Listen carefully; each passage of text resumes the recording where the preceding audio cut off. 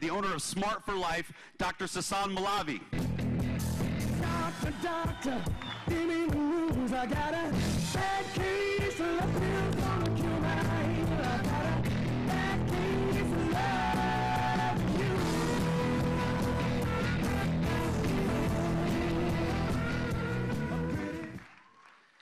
Hi everyone, I'm Dr. Sasson Moulavi, but everybody calls me Dr. Sass.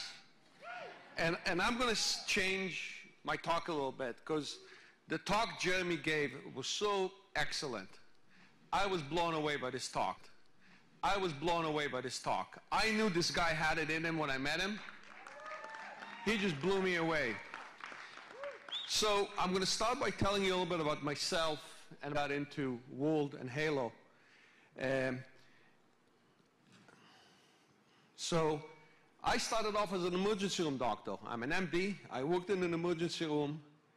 And right away when they started talking to me about Helo, I thought, wouldn't it be great if all those patients that showed up in my emergency room, dead on arrival, without a pulse, and without not breathing, and the ambulance driver just said, we found them in the street, here it is. Wouldn't it be beautiful if they had a device that would tell us what was the cardiac rhythm 2-3 hours, 3-4 days before they showed up in my ER?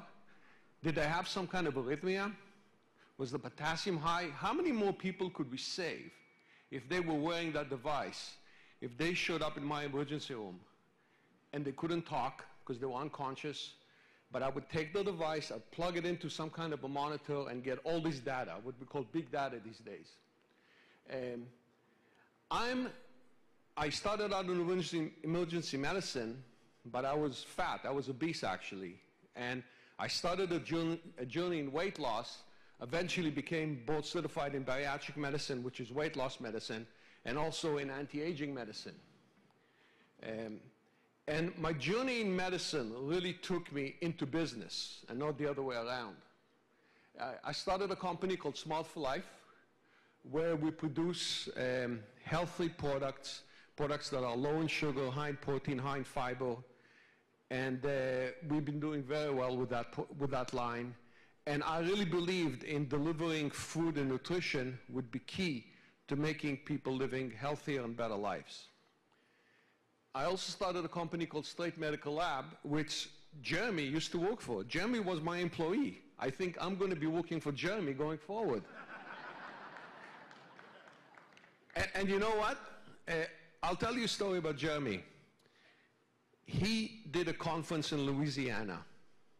And I don't know how many of you are in medical sales, but it's one of the hardest things to sell because doctors are busy. Some of them are just pain in the butt. And Jeremy would never, ever give up. I would talk to doctors and I would say, this guy's never going to buy anything. And Jeremy would sell them. But this company was one of the companies Jeremy said no to because he saw something bigger and he moved on. And I was friends with Jeremy on Facebook. All of a sudden I see him in Dubai, I see him here, I see him there. What is this guy doing? And Lydia came up to me, because I only talk to Lydia now. She's much better looking than Ryan. And she told me, you got to look at this device. And I said, no, I hate network marketing, leave me alone. And then Ken and Tara came, and they literally shoved the device in my face and said, you got to use this. You got to look into this. And I looked into it, and I knew Jeremy was already involved. And the fact that I saw what Jeremy was doing got me involved in it. And this device is revolutionary. I don't think any of you understand what's happening in the world right now. There is a revolution in the world happening right now. And I'll talk to you in a few minutes about it.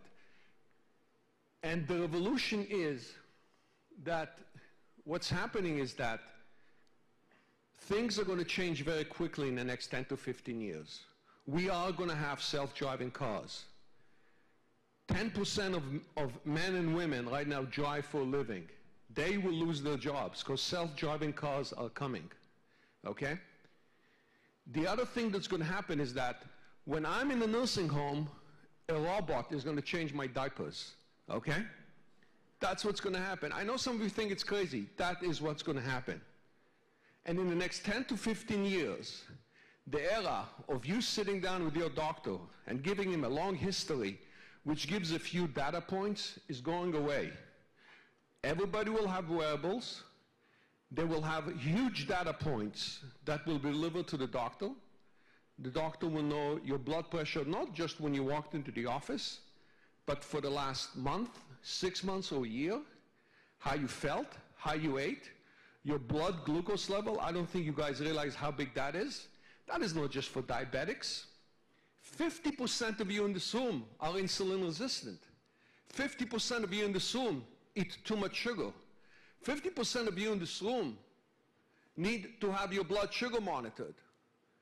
You want to know, can you imagine when you're having a meal, and at the end of that meal, you get an alarm, and your guardian gets an alarm, and maybe your doctor gets an alarm that your blood sugar went too high, even though you're not a diabetic, but you just pigged out and had too much sugar? Is that going to change your behavior? Do you think you're going to wake up the next day and say, well, maybe I shouldn't eat that again? Well, that's happening. And you're part of the technology that's going to do that. So you have to understand that this is just much bigger than diabetics. Yes, diabetics are going to benefit. But how many people are going to be prevented from getting diabetes because we will be able to tell them, guys, your lifestyle is wrong. You're too sensitive to sugar. And you will be able to know which foods work well for you and which foods don't, the quantities. This technology is going to make this possible. And it's actually much greater than this. Because we are going to be using wearables for something else. Jeremy's daughter may live to 200 years. Now, I'm an anti-aging doctor, and I can tell you that in the anti-aging community, we are right now saying that it's very possible that this next generation will come into the generation where we can begin reversing the aging process. It's there. In fact, me, Ken, and Tara, one of our confold, Dr. Klatz, was one of the heads of the Anti-Aging Association, and he told us that he reversed his mother's age with new technology by 10 to 15 years in a 1-year period. And he had the biomarkers to do it.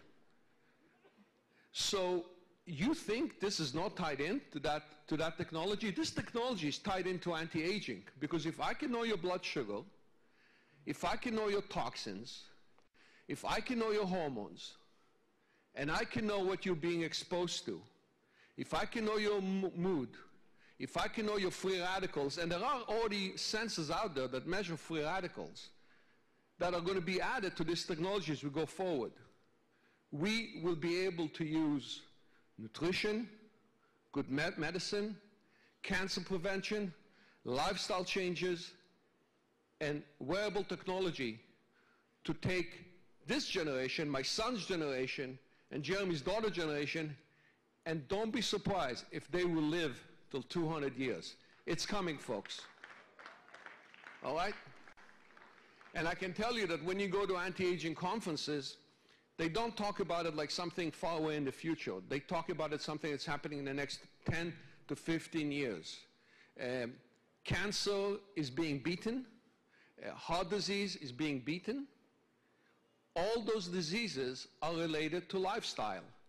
This device is the best lifestyle intervention tool I've ever seen, by far. This is it, and I'll tell you a few stories in a few minutes. So, you know, people are using wearables, you know, this is the typical things that you see. But really, it can be used for a lot more. And let me tell you why Helo is completely different from all the other devices. I got excited on the Helo device because of the Guardian and the SOS function. Because I bought a Fitbit when it came out. I wore it for 3 days and I stopped wearing it. I bought an Apple Watch when it came out. I wore it for a little while, then I stopped wearing it. I'm still wearing my Helo. This is the 3rd week. And I hate wearing anything on my wrist. I don't wear a wedding band. I don't wear anything. I hate it. The reason is that it has that SOS function. It has the Guardian function And I say, God forbid if something goes wrong and I have this with me. And I know the future. And I know that I myself suffer from blood pressure that goes up when I'm stressed out. And my blood pressure does go up when I'm stressed out, and I've realized that I need to relax some more. And white coat syndrome, the thing that Jeremy talks about that he had when he went to his doctor, we have 25% of people who take blood pressure medication today don't really need to be on blood pressure medication. They have white coat syndrome. They have, now there is a machine, it's called a 24-hour blood pressure monitor. You can put it on a patient, Medicare pays you $200 to do the test, and I do it, I prescribe it sometimes. I have a patient who comes in, he's very nervous, he has high blood pressure, his EKG is normal, we do cardiac echo, it's normal. I send him out for a 24-hour blood pressure monitor. It's a machine that they wear, it's like a Holter monitor, there's a little box, it takes the blood pressure every half hour or so, and then it gives you a report. And if the blood pressure is normal when they were away, then you can take them off the drugs. How many doctors do that test? Very few. You know why? They don't want to deal with the paperwork. The patients sometimes don't like having the machine on for 24 hours. This is easy. This is the best 24-hour blood pressure monitor that I've ever seen, and Medicare does not have to pay $200 every shot for it. So this is revolutionary. One of the biggest things that's going to happen right now is electronic medical records and wearable technology are going to come together. I bet you that in the next year or two, this company is going to link up to an electronic medical record. So when you come to the office or you can download it at home, your doctor can get a lot of data about you right in your medical chart. And let me tell you why big data is so important. And I want to explain big data to you because I don't think people understand what big data is. There's two types of big data. Big data for an individual. So when you go to a doctor, he measures your blood pressure, has an EKG, maybe does 50 different blood tests on you, right? And maybe a few other parameters. So there are 70 data points. Your hemoglobin, your cholesterol, just you can add them, 70 data points.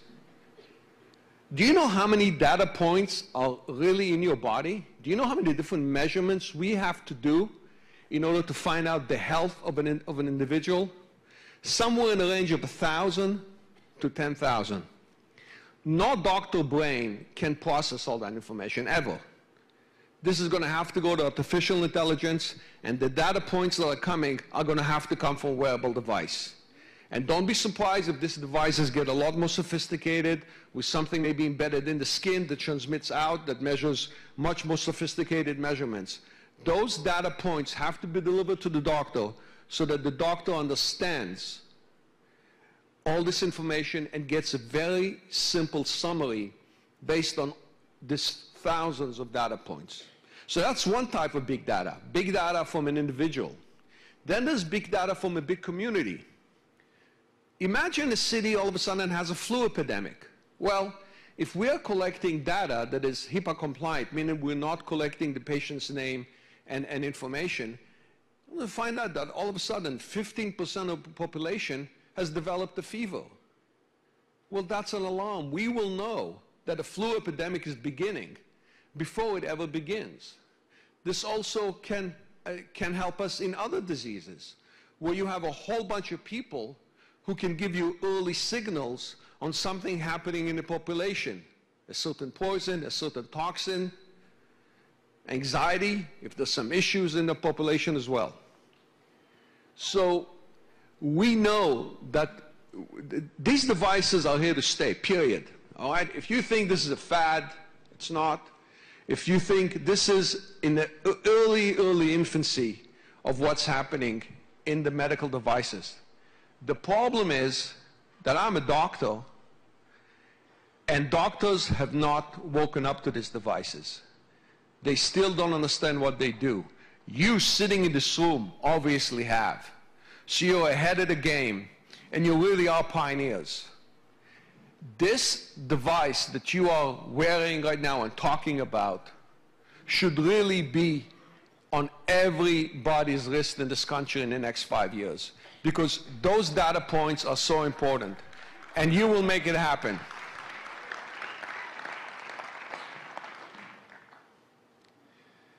There's also a perfect marriage between this device for weight loss. This device can tell us about, you know, a lot of my patients come to me and they tell me, I eat because I'm angry, I eat because I'm depressed, I eat because I'm bored, I eat because I'm stressed. Wouldn't it be nice if I could know if what the patient is telling me is true? That would differentiate between the patient who just tells me that and the patient who doesn't tell me that. Wouldn't it be nice if I can tell the patient, hey, you visited McDonald's twice in the last week? All right. This is going to happen. Because this device will have geographic, apps are going to be created. This is why the App Store that this company has created is revolutionary. Because an app will be created that will tell you when did the patient eat, where did they go, and the doctor can put warning areas. You know, McDonald's, don't go there. I'm going to get an SOS. I'm going to get a Guardian alert. It's going to happen. I remember 5 years ago, I had a friend who started a diet, and all of a sudden I get a phone call like at 10 o'clock at night. He was living in New York City. I still live in Florida. And he says, I'm outside of a pizza place. Talk me out of it. And I go, what? He goes, I'm outside this pizza. I'm going to have a pizza. Talk me out of it. I said, don't go. Just leave. Go for a walk. Go have a protein bar. And he did. I would love to be able to do that automatically, electronically. People want that. People want to be talked out of it. People want to be talked out of eating bad. These devices will be able to do that.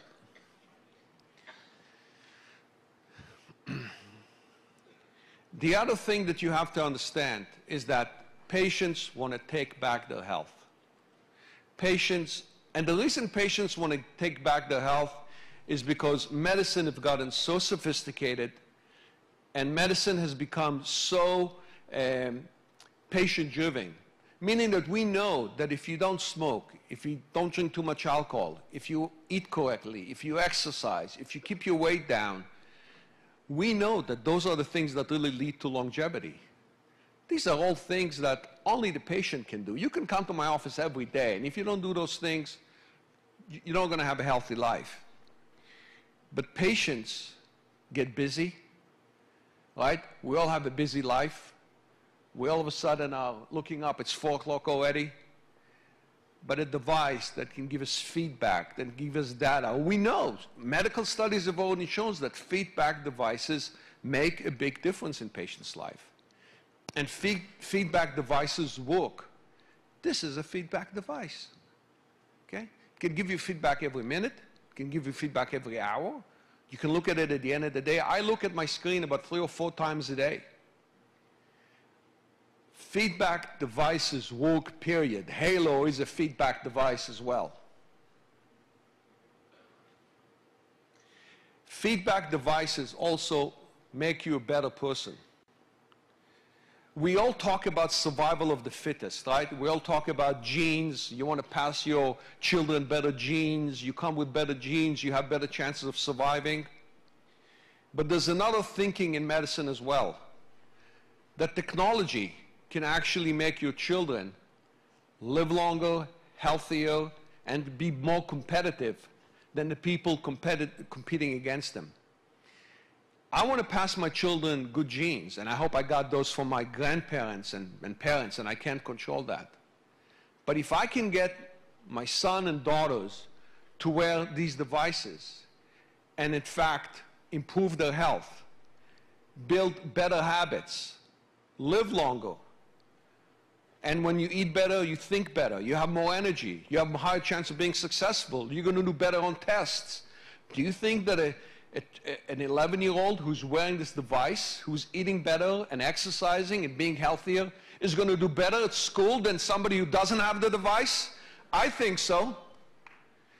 People have to understand that we're in a competitive world right now. And it's a lot more than just genes. It's the technology you use. It's what you wear, how you feel. And if we want to pass on good genes to our children, we can also pass them good technology. This is the best gift I can give my son and daughter. Beside the SOS and Guardian function, I can teach them to get some feedback, to look at it, to see their numbers. This is survival of the fittest, and this will help you be fitter. It's just a fact of life. Maybe it's callous to say, but it's just a fact of life.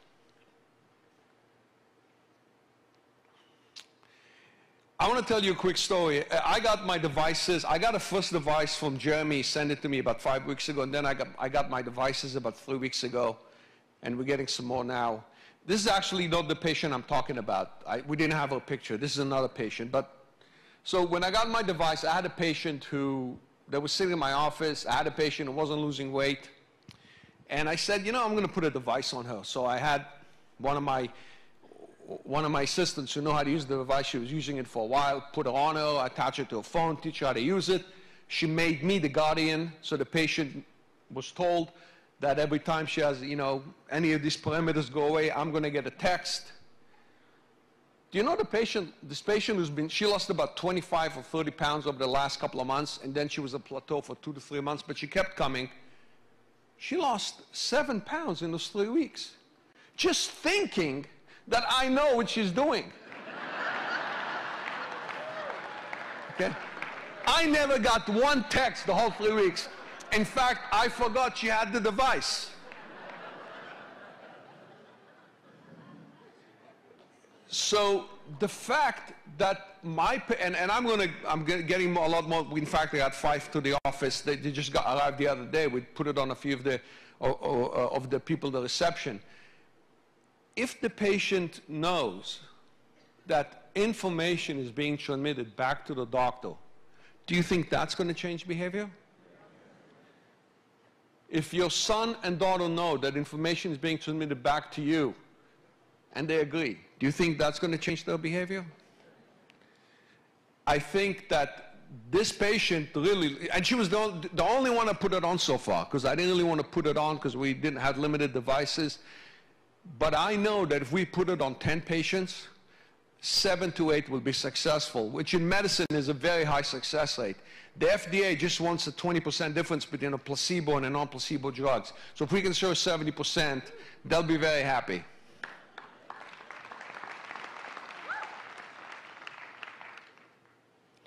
One of the things that I think that Jeremy understood when he got into this device, and he kind of put this all together, is that we're going to create a Smart for Life app for Helo, because we believe that these devices are also going to help you sell product at some point. So other companies who are selling products right now, nutritional products, are not going to stand a chance against us, because not only will we be able to sell the products through the different portals and the different app stores that are going to be there, but we will sell them based on data. We'll sell them based on information. We'll sell them based on feedback from these devices that is going to tell us which supplements they need, what kind of food should they be eating. Should be eating more fiber, less fiber, more sugar, less sugar, more greens, less greens, eat less free radicals. Are you living in an area where lead is very high? This is coming, folks. Okay, I know it sounds way out in the future, but it's not. It's right around the corner, because the technology is available. We just need to get them all together to the device. And I can tell you that just the glucose monitoring, just that, is going to be revolutionary.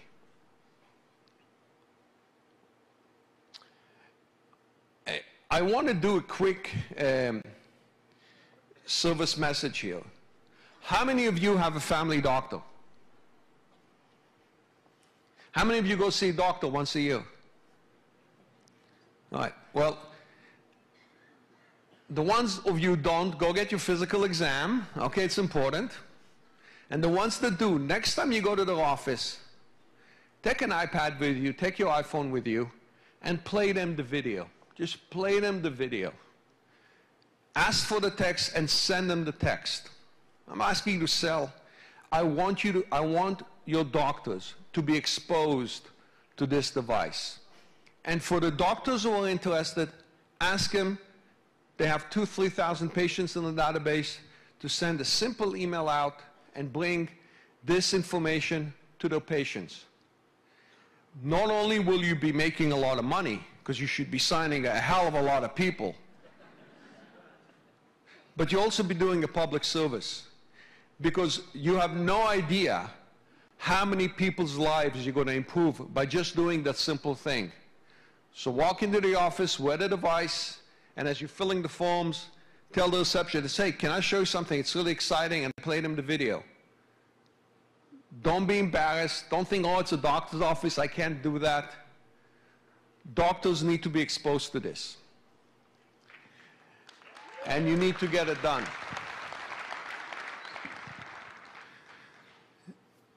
I just want to add one other point. I want to make sure they didn't miss anything.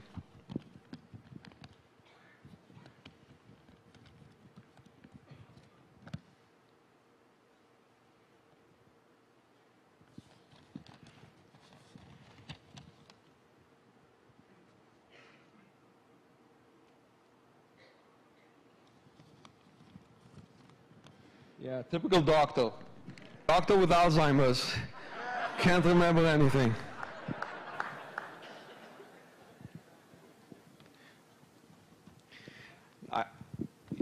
So, in closing, I want to thank Jeremy for introducing me. I really want to thank him and all our staff to what we are. I want to add that I really didn't need to do this.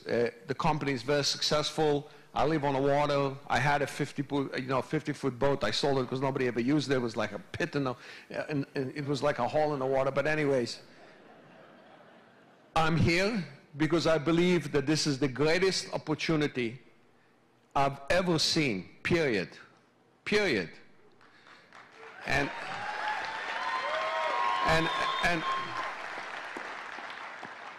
I can tell you that the technology is sound, and there is going to be some growing pains in this technology, okay? There will be, like anything else, because this is complicated, guys. This is complicated stuff. This device that you see on your list is sophisticated. But I think that this company has also chosen the network marketing model to go out with, and at the beginning I thought it was wrong, but I think it's actually the perfect way to get this device out. Because if you gave this device to doctors to sell in their offices, it would take 100 years to get to where we are now. You guys can blow this thing open, and I bet you that the next conference next year, we'll probably need to take 4 to 5 hotels in the city in order to fill it. I know it. I know it. So I think that the network marketing model for this device and for this line of things that are going to follow it, because there'll be a lot of other things following it, is exactly the right way to go. And the idiots like me who used to say, oh, no, I hate network marketing, you know, are going to wake up and say, you know what, it works. You know why? Because people want to listen to other people and people trust other people. And frankly, doctors don't have time, and you know, the whole sales model is changing. I mean, how many of you buy from Amazon? What's happening to retail? It's all changing, folks. The whole world is changing. You will have your diapers changed by robots, trust me. Okay? I mean, I know you guys don't believe it, so you have to realize that things are changing and you got to pass the message on. This is the future. Let's get it done. Thank you. Thank you. Thank you.